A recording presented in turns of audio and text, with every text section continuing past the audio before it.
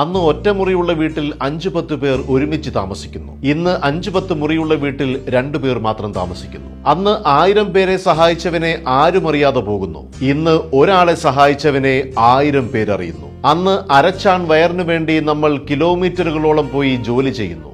ഇന്ന് ഒരു ചാൺ വയറ് കുറയ്ക്കാനായി നമ്മൾ കിലോമീറ്ററുകളോളം നടക്കുന്നു. അന്ന് ജീവിക്കാനായി നമ്മൾ ഭക്ഷണം കഴിക്കുന്നു. ഇന്ന് ഭക്ഷണം കഴിക്കാനായി നമ്മൾ ജീവിക്കുന്നു.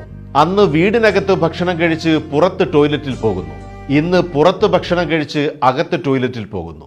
അന്ന് മാനം മറയ്ക്കാനായി നമ്മൾ വസ്ത്രം ധരിക്കുന്നു. ഇന്ന് മാനം തുറന്നു കാട്ടാനായി നമ്മൾ വസ്ത്രം ധരിക്കുന്നു. അന്ന് കീറിയ വസ്ത്രങ്ങളും തുന്നിയെടുത്ത് നാം ഉപയോഗിക്കുന്നു. ഇന്ന് തുന്നിയെടുത്ത വസ്ത്രങ്ങൾ നാം കീറിപ്പറിച്ചുപയോഗിക്കുന്നു. അന്ന് അധ്യാപകരുടെ കയ്യിൽ നിന്നും അടി കിട്ടാതിരിക്കാൻ കുട്ടികൾ പ്രാർത്ഥിക്കുന്നു.